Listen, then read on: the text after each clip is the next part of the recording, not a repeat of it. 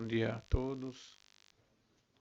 Vamos dar início à nossa sessão de julgamento dos processos em que haverá sustentação oral. Na data de hoje, 25 de fevereiro.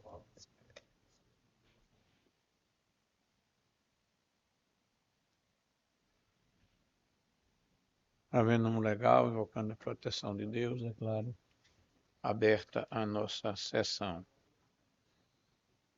Discussão e aprovação data da sessão anterior. Todos aprovam. Julgamentos. Antes de iniciar nossos julgamentos, queria, no primeiro momento, dar as boas-vindas aqui aos novos procuradores que hoje estão presentes nesta nossa sessão, acompanhada do nosso Procurador-Geral do Estado, Dr. Antenor. Sejam todos bem-vindos. Espero que aproveitem um pouco da nossa sessão, inclusive hoje um pouco sacrificada, porque nós não teremos julgamento da nossa pauta por inteiro. E aproveito até o momento para comunicar aos colegas e a todos presentes o falecimento do pai da doutora Érica Paiva, juíza convocada, que hoje integra a nossa corte em substituição. De maneira que os processos em que ela participa, tanto como relatora como vogal, não poderão ser julgados nesta assentada. Ficam transferidos para a próxima sessão, naturalmente por motivo absolutamente justificável. Portanto, renovo aqui as boas-vindas a todos os procuradores do Estado, recém-ingressados na instituição. Sejam todos bem-vindos. Então, dito isto, eu vou chamar aqui pela ordem o número 1 da pauta da minha relatoria. O agravo do instrumento 081-72-33, agravante NM Serviços Médicos, agravado multimarcas administradora, advogado Dr. Washington Luiz de Miranda Domingos, quanto presente. Dr. Washington. Fala pela agravante, não é isso? Desculpe, Arthur César Dantas Silva.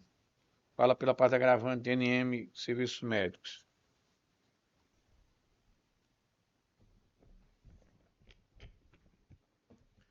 Com a palavra, Excelência. Tem a palavra por 15 minutos de regimentar, Excelência. Primeiramente, bom dia. Agradeço aqui a oportunidade de fazer a defesa em sustentação oral. Agradeço ao excelentíssimo senhor desembargador Amado Moura, presidente da sessão, na pessoa de quem eu também agradeço a composição dos presentes, os colegas advogados que assistem, os procuradores recém-possados, membros do Ministério Público, servidores desta casa. A gente está diante de um caso concreto, desembargador Mauri, que em condições normais de temperatura e pressão, esse processo não deveria existir na origem. Ele está falando de um consumidor que adimpliu prestações de um contrato de consórcio e vem adimplindo regularmente essas prestações, participou de uma assembleia de contemplação ainda no ano passado, se não me engano, no início do segundo semestre, fez um lance embutido e conseguiu ser contemplado para obtenção de uma carta de crédito imobiliário. Para surpresa desse consumidor, tão logo ele iniciou o procedimento de tramitação necessário para aferir sua regularidade financeira e fiscal para obtenção da carta de crédito, ele foi surpreendido com objeção inicialmente imotivada da administradora de consórcio na liberação dessa carta de crédito. Havia uma confusão por parte do administrador de consórcio se ele havia atingido ou não uma taxa de corte mínimo do contrato de consórcio para poder ser contemplado pela carta de crédito imobiliário.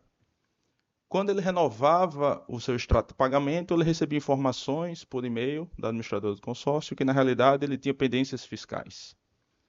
E em outro momento, quando ele renovava as trocas de e-mail, o administrador de consórcio vinha com a objeção de que, na realidade, ele possuía um elevado risco de inadimplência. Pois bem, ele me procurou. Eu entendi que a situação que ele me descrevia configurava uma objeção injusta da emissão da carta de crédito e orientei ele a abrir um procedimento na plataforma consumidor.gov.br porque acreditava que havia ali um imbróglio que não precisava vir à justiça, poderia ser resolvido extrajudicialmente. Também dentro do consumidor.gov.br ele recebeu uma objeção vazia, genérica, de que ele não atendia os requisitos para obtenção da carta de crédito. Entramos em primeira instância com a ação de cumprimento de obrigação de fazer e, com as devidas vênias, o juízo de origem negou o pedido de tutela de urgência sob o pressuposto de inexistência de verossimilhança das alegações, porque, no entendimento do juízo ACO, havia necessidade, de Barra do Amilcar, de se aferir em instrução probatória se ele havia ou não alcançado as condições mínimas previstas em contrato para a expedição dessa carta de crédito imobiliário. E quais são essas condições? Que nós só descobrimos, de fato, no contencioso, porque esse contrato o meu cliente nunca havia recebido. Basicamente, o contrato de consórcio previa a necessidade de alcançar um ponto de corte de 30% do saldo do fundo de consórcio para que ele pudesse receber a carta de crédito imobiliário, nada obstante a contemplação do seu lance ano passado, por volta de junho. E percebemos, Excelência, que essa objeção era tão sofismática, para não dizer falaciosa, por parte do administrador do consórcio, que na data de ajuizamento da minha ação, na origem, o meu cliente já tinha 34%, quase 35% de contrato de consórcio adimplido, considerando o lance embutido que ele havia realizado. Hoje, Barra do Amilcar, o meu cliente tem 40% de saldo pago desse contrato de consórcio. Para minha surpresa, ao longo da instrução processual, em primeira instância, esse processo já está em sede de alegações finais, eu obtive acesso a um extrato de pagamento mais atualizado do meu cliente e me surpreendi até com a informação que a própria administradora de consórcio registrou na escrituração contábil o faturamento da emissão daquela carta de crédito em época contemporânea à contemplação, em julho de 2024. Eu apresentei essa informação junto aos memoriais que eu despachei com Vossa Excelência, Barra do Amauri, o desembargador Amilcar, não tive a oportunidade de conversar com o desembargador Vivaldo, mas está nos autos, eu fiz questão de protocolar esses memoriais finais no PJE. E também aproveito aqui para ressaltar que, entre as várias objeções que foram apresentadas para o meu cliente, várias delas foram formalizadas nos autos em primeira e segunda instância, e são informações absolutamente inverídicas. Diz o administrador de consórcio que meu cliente tem um risco de inadimplência de 97%, conforme a análise de score feita, que nunca apareceu nos autos do processo. Eu fiz questão de orientar meu cliente a fazer uma avaliação do score. Nós obtivemos a informação mais atualizada, ela consta nos autos, e na realidade o risco de inadimplência do meu cliente é de menos de 22%, o que significa dizer que o próprio Serasa Expedient recomenda que se faça negócios com ele. Outra objeção apresentada pelo administrador do consórcio é que meu cliente supostamente tem uma irregularidade fiscal por ter sido excluído do Simples Nacional no ano passado. É bem verdade que ele enfrentou problemas no Simples Nacional, mas ele regularizou esses problemas através de parcelamento tributário, que se encontra adimplente hoje. Hoje ele está no lucro presumido e com situação fiscal completamente regular, conforme relatório de situação fiscal mais atualizado, que também se encontra nos autos. No SPC Serasa, a gente não encontra absolutamente nenhuma ocorrência de pendência negativa contra o CPF do meu cliente e contra o CNPJ, que efetivamente consta no contrato de consórcio, do qual ele é representante legal. Então, a gente está numa situação de anormalidade jurídica no sentido de comportamento absolutamente ilícito e irregular por parte do administrador do consórcio. Meu cliente já pagou 40% do valor consorciado. Meu cliente não possui score negativo, muito pelo contrário, as plataformas de avaliação de crédito recomendam que se façam negócios com meu cliente. Meu cliente possui plena regularidade fiscal, não encontra hoje nenhuma pendência comercial, bancária ou tributária vinculada a seu CPF e seu CNPJ, mas ele está diante de uma situação de flagrante exceção do contrato não cumprido. Mas numa situação de flagrante exceção do contrato não cumprido, que ele não pode nem fazer a prerrogativa de não pagar a prestação mensal do consórcio. Porque se ele não pagar a prestação mensal do consórcio, o que é que acontece com ele, Barra do Vivaldo? Ele é excluído do grupo. Se ele for excluído do grupo, ele não vai conseguir ser contemplado com o bem que ele legitimamente ganhou o direito de ser contemplado na Assembleia que ele participou no ano passado.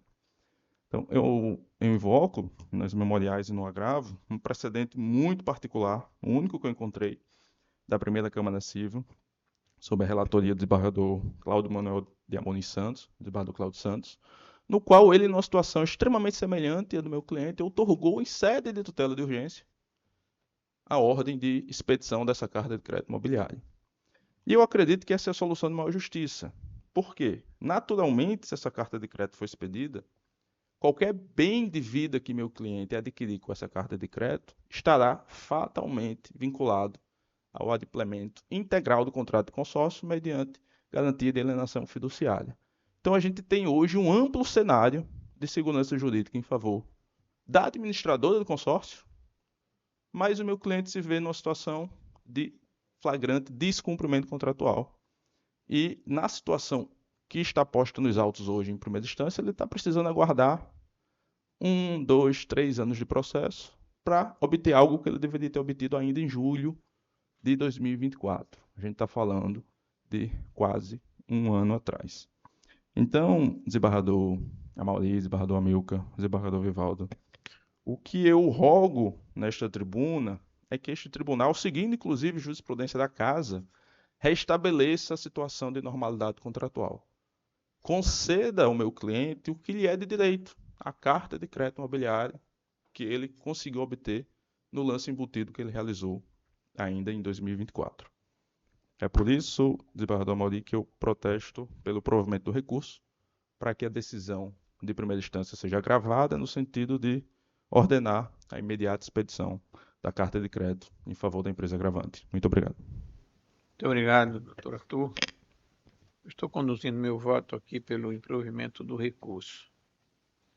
Quero dizer algumas breves considerações a respeito do tema. Na verdade, nós estamos aqui a discutir ainda em sede de cognição não exauriente. Cuida-se apenas do exame dos chamados pré-requisitos para concessão do provimento inicial e, no caso, na origem, o juiz reconheceu que não existe a plausibilidade do direito, no caso concreto, e que a espécie demandaria uma instrução mais aprofundada. Inclusive, o doutor Arthur fez referência, que me parece que o processo já caminhou e essa instrução já perfectibilizou-se. Pois bem, e quando assim o juiz decidiu, ele o fez exatamente com base na interpretação que extraiu de uma cláusula do contrato, ou seja, a cláusula 40ª, que prevê a possibilidade da exigência por parte do contrato, de outras, por parte da empresa contratante, de outras garantias complementares. Esse me parece é o caso dos autos. O consórcio exigiu essas garantias que, pelo menos até a propositura do agravo do instrumento, não haviam sido, pelo menos, demonstradas a contento. Então, como estamos aqui a discutir mera plausibilidade do direito, e a partir do que é estabelecido na cláusula contratual em que o agravante aderiu, me parece que, no caso, o juiz procedeu com razão. Por isso que eu estou aqui a negar provimento ao agravo. Na verdade, sem querer até, evidentemente, não poderia adentrar no mérito, a jurisprudência que tem caminhado nesse sentido, de não considerar abusiva cláusulas contratuais nos casos de consórcio que exigem exigem essas garantias complementares.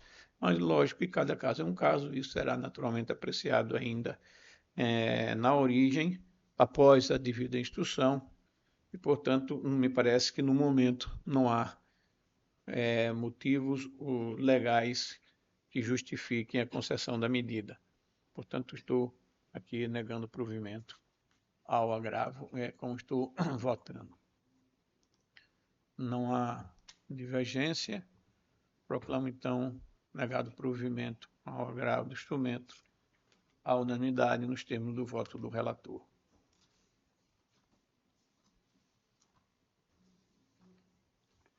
Chamo o processo número 2 da nossa pauta, o 081-2923. Perante Sindicato de Hotéis, restaurantes, bares similares do Estado do Rio Grande do Norte, apelado.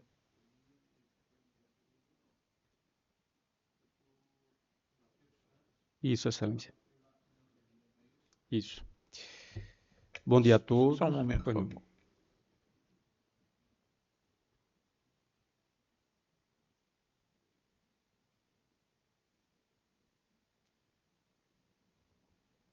Sendo comunicado aqui, o doutor Antenor Roberto precisa se ausentar.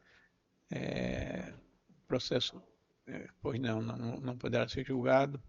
Tem toda a permissão. Prazer tê-lo aqui, doutor Antenor. Doutor Minuto também. Vossa Excelência fala pela energia. Eu estou conduzindo o voto aqui negando provimento ao apelo. Agradeço também a presença dos novos e novas procuradores e procuradoras. Sejam sempre bem-vindos, é um prazer tê-los todos aqui. Eu estou satisfeito, Excelência. Pois não, senhor. Muito obrigado. Obrigado. Não há divergência, proclamo então negado o provimento ao apelo à unanimidade nos termos do voto do relator. Chamo o número 3, apelação civil 082-8769, apelante Maria Helena Vieira de Melo, apelado Juliana Dantas de Araújo. Dr. Técio Rebelo se encontra inscrito para sustentação oral. Fala pelo apelante. Dr. Técio? Não se encontra. Estou conduzindo o voto aqui, negando o provimento à apelação.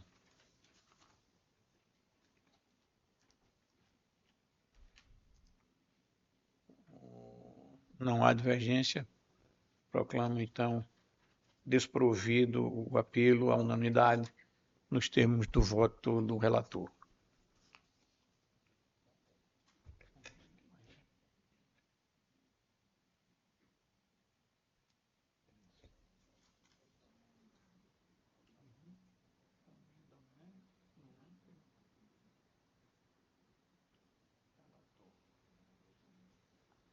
Bom, os demais processos não puderam ser julgados. Face da ausência, como já anunciei, da doutora Érica Paiva. Há um processo da relatoria do Badurão e Bolsas, ele está em sessão. Nós poderíamos também deixar para a próxima sessão, não é isso? Todos de acordo ou vamos Sem aguardar? problema. Ele deve ficar. Talvez ele. Porque vai demorar, a sessão lá é extensa também. Deve ser longa. Ok. Então, declaro encerrada a nossa sessão. Pela ordem, Excelência. Pois na ordem administrativa. Pois não? Pela ordem, eu estou pautado no número 8, agravo de instrumento. E eu tive questões técnicas para acessar o link a partir das 8 horas, a abertura da sessão, que foi contornado há pouco mais de uns 10 minutos. Eu observo agora que está em fase de encerramento da sessão e queria compreender, se possível, os motivos que ocorreram, se já passou a minha oportunidade, se...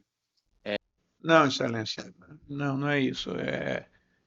Eu vou admitir a justificativa de Vossa Excelência, mas no caso já foi anunciado no início da sessão que os processos em que participa a doutora Érica não vão ser julgados hoje.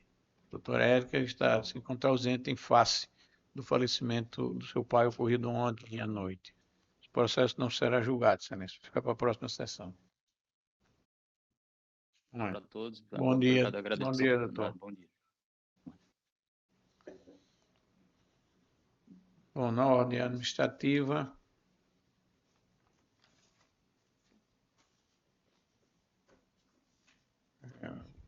presidência propõe o voto de pesar pelo falecimento do senhor Luiz Duarte Filho, como já referido, pai da juíza doutora Érica Paiva, ocorrido ontem Estava doente. à noite. Você não teve notícia, não sabia, não é? Estava internado, mas realmente fui surpreendido com a notícia. Pois não, muito obrigado. Todos de acordo? De acordo. O Ministério Público se acosta com as devidas comunicações. Presidência não amanhã a proposição. Bador Vivaldo. Também não, Excelência. Bador Amilcar. Senhor presidente, os processos, eu acho que da minha relatoria, principalmente, a desembargadora, a doutora Érica, ela participa. E, não obstantemente ela já ter lançado, inclusive, intenção de voto em alguns, eu chamo a atenção que, em virtude do falecimento do genitor dela, ela tem direito a requerer aquele afastamento que a lei permite. E assim sendo, seria bom, eventualmente, o substituto para dar uma examinada para trazer, inclusive, porque pode ser substituído dentro da própria turma, porque eu acredito que eventual substituto não cuidou em examinar os processos. Mas como ela poderá requerer o afastamento, em virtude do falecimento do pai dela, para que não haja um atraso significativo, uma vez que só teria que desse uma examinada na questão dos feitos que dependem do voto dela, para pelo menos os que têm sustentação oral, já que os da pauta virtual ela já protocolou em alguns já a intenção de voto dela e está aguardando apenas o encerramento da sessão. Perfeito, bem lembrado, doutora Amilcar. Na verdade, porque aí seria retardar mais ainda o julgamento. E, no caso, o substituto poderá examinar se realmente ela requerer, possivelmente o fará, e de forma que já fica decidido aqui que o substituto examinará o processo e lançará seu voto para a próxima sessão. E participará, portanto, do julgamento. Fica avisado porque os advogados terão conhecimento, não é? E prazo para eventualmente poder despachar com vogal, distribuir memorial. Inclusive os processos que irão pautar para a semana seguinte, né? Perfeito. Fica consignado, então, na nossa assentada. Não havendo mais processos, nem